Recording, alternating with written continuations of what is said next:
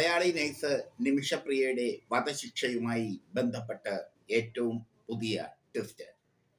Malayali nurse നിമിഷപ്രിയയുടെ വധശിക്ഷ Yemen president റഷദ് അൽ അലിമി അംഗീകരിച്ചിട്ടില്ലെന്ന് Yemen embassy അറിയിച്ചു. ഹൂതി സുപ്രീം പൊളിറ്റിക്കൽ കൗൺസിൽ നേതാവ് മെഹ്ദി അൽ മഷാദാണ് വധശിക്ഷ അംഗീകരിച്ചത്. ഇദ്ദേഹത്തെ വിമത പ്രസിഡന്റ് എന്നാണ് വിശേഷിപ്പിക്കുന്നത്. അതായത് ഹൂതി വിമതരുടെ നേതാവ്. നിമിഷപ്രിയ പ്രതിയായ കുറ്റകൃത്യം നടന്നത് ഹൂതികളുടെ നിയന്ത്രണത്തിലുള്ള വടക്കൻ യമനിലാണ്.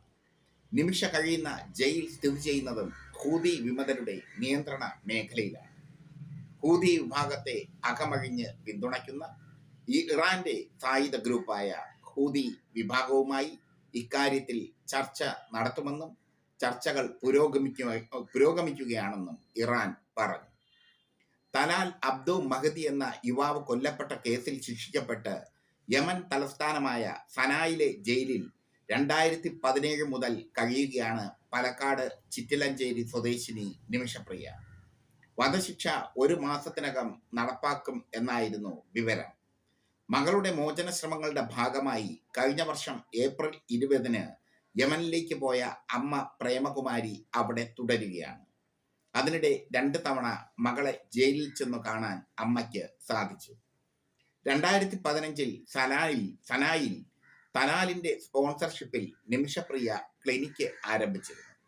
സഹപ്രവർത്തകയായ ഹനാനുമായി ചേർന്ന് തലാലിനെ വധിച്ചെന്ന കേസിൽ 2017 ജൂലൈയിലാണ് നിമിഷപ്രിയ അറസ്റ്റിലായത്. 2020 വിചാരണ കോടതി വധശിക്ഷ വിധിച്ചു. വിധിക്കെതിരായ അപ്പീലുകൾ വിവിധ കോടതികൾ തള്ളിക്കളഞ്ഞു. ഇനിയെല്ലാം ഹൂതികളുടെ കയ്യിലാണ്. ഹൂതികൾ തീരുമാനിക്കും നിമിഷപ്രിയയെ വധശിക്ഷയ്ക്ക് വിധേയമാക്കണോ വേണ്ടയോ എന്ന്. അതുകൊണ്ട് തന്നെ ഹൂതികളുടെ കയ്യിലാണ് തീരുമാനം എന്നതുകൊണ്ട് തന്നെ നിമിഷപ്രിയയുടെ മോചനത്തിലുള്ള സാധ്യതകൾ തെളിയുകയാണ്. ഇറാൻ ഔദ്യോഗികമായി തന്നെ നിമിഷപ്രിയയുടെ മോചനത്തിന് വേണ്ടി ഇറങ്ങിക്കഴിഞ്ഞു. ഒന്ന് ആലോചിച്ച് നോക്കണം. ഹൂതി വിമതരെയൊക്കെ നമ്മുടെ സംഘികൾ വിശേഷിപ്പിക്കുന്നത് ഹൂതി ഭീകരർ എന്നാണ്.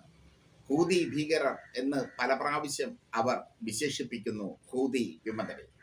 ഹൂതി വിമതർ ഭീകര സംഘടനയാണെന്നാണ് സംഘികളുടെ വെയ്പ്പ്. പക്ഷേ ഇറാൻ പറയുമ്പോൾ ഹൂതി വിമതർക്ക് നിമിഷപ്രിയയുടെ മോചനം നടത്തിയേ പറ്റൂ. മാത്രമല്ല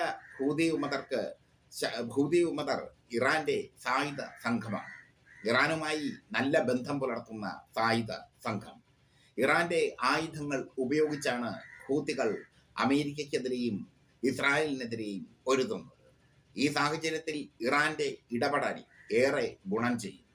ഹൂതികൾക്ക് മേൽ സമ്മർദ്ദം ചെലുത്തി നിമിഷപ്രിയയെ മോചിപ്പിക്കാൻ വളരെ വേഗത്തിൽ ഇറാന് കഴിയും.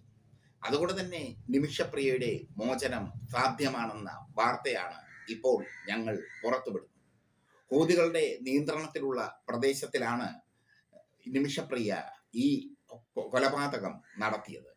മാത്രമല്ല ഹൂതികളുടെ നിയന്ത്രണത്തിലുള്ള ജയിലിലുമാണ് കഴിയുന്നത്. നിമിഷപ്രിയയുടെ സംഭവം കുറെ കാലമായി മലയാള മാധ്യമങ്ങൾ പല പ്രാവശ്യം ചർച്ച ചെയ്തു. യമൻ പ്രസിഡന്റ് നിമിഷപ്രിയയെ വധശിക്ഷയ്ക്ക് വിധിച്ചുവെന്നായിരുന്നു ഒരു ചർച്ച. പക്ഷേ യമൻ പ്രസിഡന്റ് റഷദ് അൽ അലിമി അത് അംഗീകരിച്ചിട്ടില്ല എന്ന് യമൻ എംബസി പറഞ്ഞിരിക്കുന്നു. മറിച്ച് ഹൂതി സുപ്രീം പൊളിറ്റിക്കൽ കൗൺസിൽ നേതാവ് മെഹ്ദി അൽ മഷാദാണ് വധശിക്ഷ അംഗീകരിച്ചിരിക്കുന്നത്.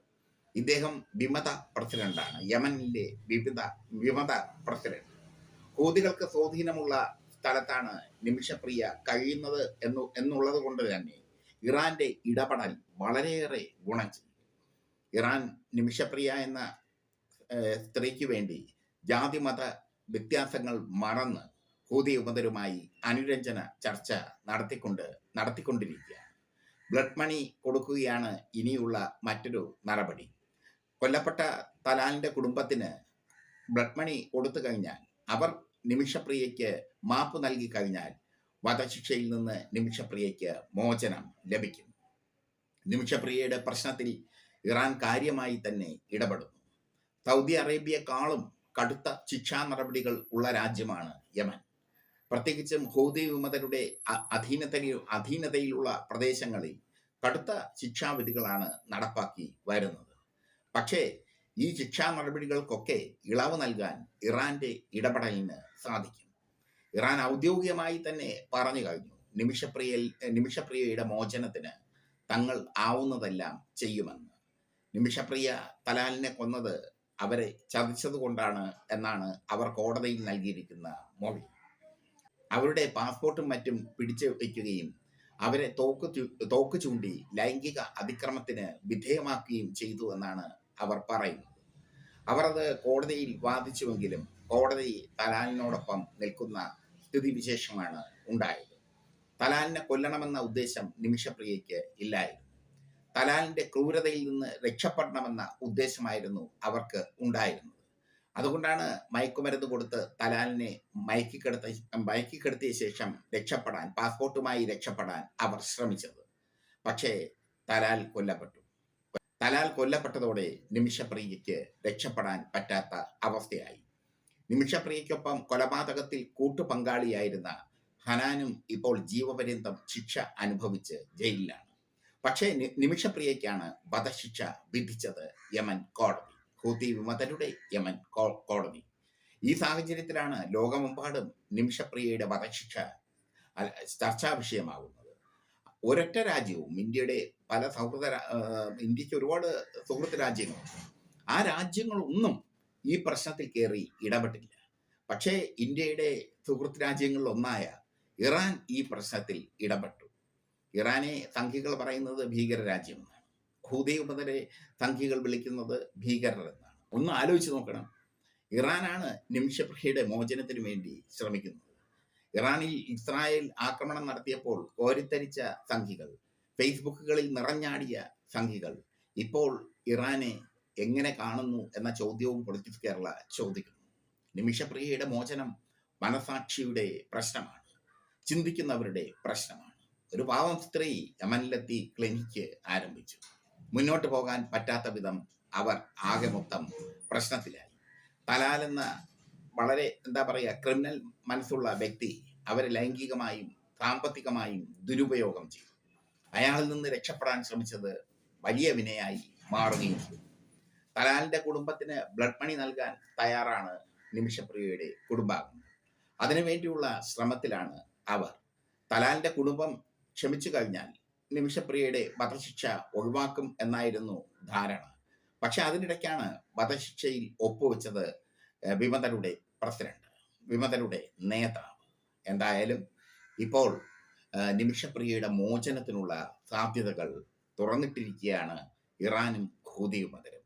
ഇറാനും ഹൂതി വിമതരും തമ്മിൽ ഇക്കാര്യത്തിലുള്ള ചർച്ച തുടരുകയാണ്. നിമിഷപ്രിയയ്ക്ക് മോചനം ലഭിക്കുമെന്ന കാര്യം ഏകദേശം ഇതോടുകൂടി ഉറപ്പായിരിക്കും.